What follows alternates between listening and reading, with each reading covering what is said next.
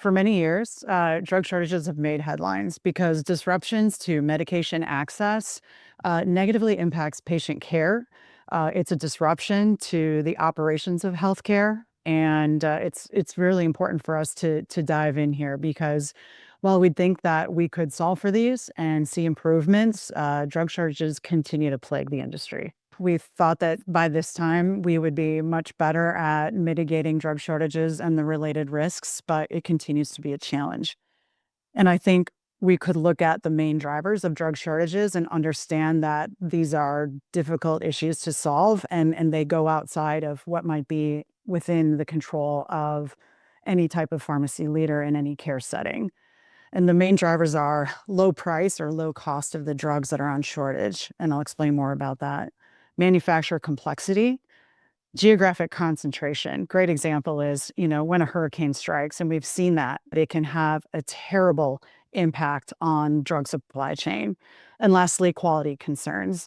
Now, while some resources in recent times say that drug shortages are lower now than they ever have been, it's important to look at how that's categorized. Oftentimes, these reports are demonstrated in terms of new drug shortages and then just overall drug shortages.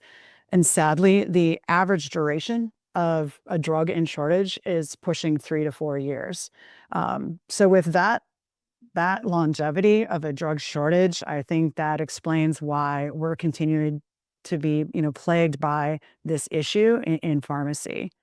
The good thing is, yes, the amount of new drug shortages within the last 1 to 2 years is down. You can look at, a great annual survey on drug shortages from USP. And then, of course, ASHP provides excellent content from the University of Utah Drug Information Services. So those are two great resources to go to get up-to-date information. I think your listeners might wonder, well, if a product is low price, why shouldn't we just manufacture it? That should be easy. And it is these perhaps older generic oral solids that are oftentimes on the drug shortage list for a long period of time because of incentive. If you think about a low cost product, the margins are razor thin. And, it'd be hard to encourage manufacturers to dive into that space if they would want to be more focused on the manufacture and output of higher demand products, higher cost, higher margin drug products. Additionally, the other product that is, or type of product that's normally on the drug shortage list, sterile injectable products. And this poses a problem because those are oftentimes the products that are used in the most critical of settings. So products that are used in surgery, critical care procedures, pediatric procedures, and oncology. And unfortunately, if you think about the patient types that affects, it probably has the hardest impact in terms of drug shortages and what it means to med safety and patient care.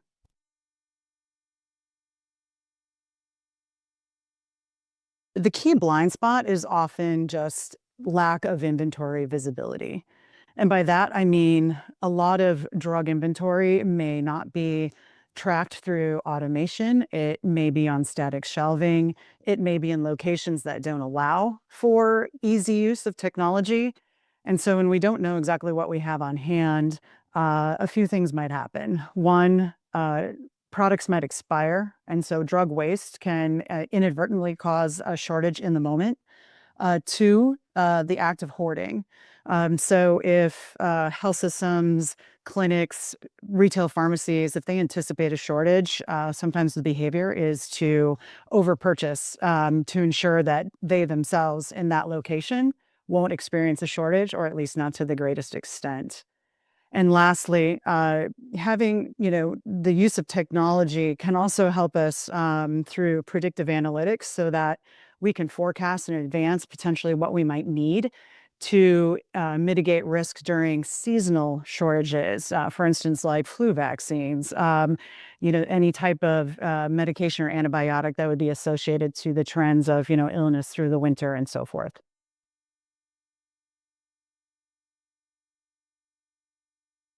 I'll go back to inventory visibility. In a perfect state, we would have all of our drugs put through automation, tracked through some type of enterprise visibility inventory management database, and we would know exactly where our products are. We would be able to move them around, for instance, within a health system or even through a large retail pharmacy setting to move the product where it needs to be in advance of even having to need it so that we can eliminate any delay of care for physician prescribing, for patient access to important medications, and to also have just a streamlined pharmacy operations in terms of managing the inventory.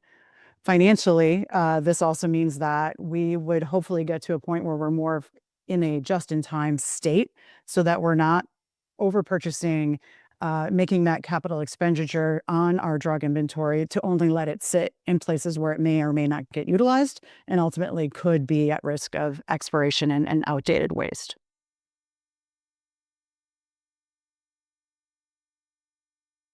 We can take it at the top and actually start with some of the activities that we're seeing within the FDA. And they are utilizing analytics and tools that would be driven by AI technology to help them do better analysis of our overall drug supply chain and to do that forecasting and predictive analytics to help mitigate these shortages.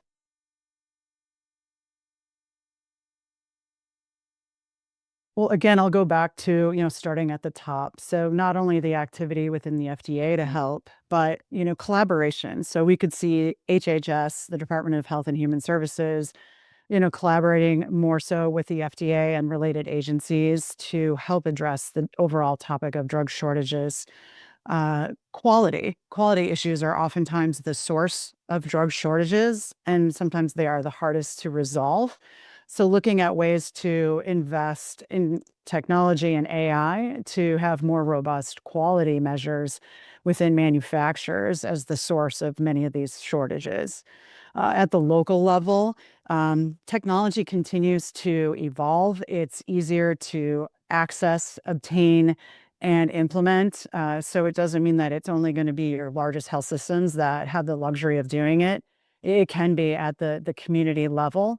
And again, just using technology like RFID, AI, there are ways to track inventory that doesn't necessarily require large robotic systems that wouldn't necessarily be applicable in those smaller settings.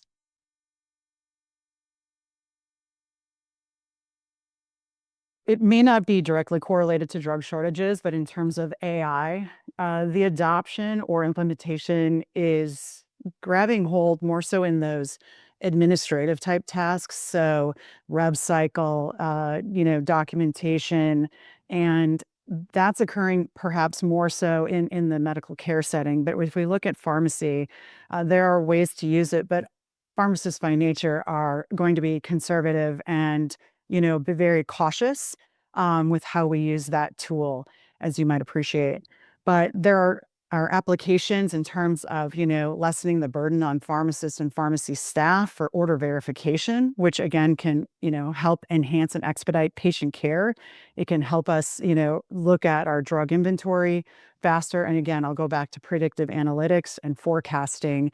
I think those are the most important things in the near term that would address how we can reduce the burden of drug shortages.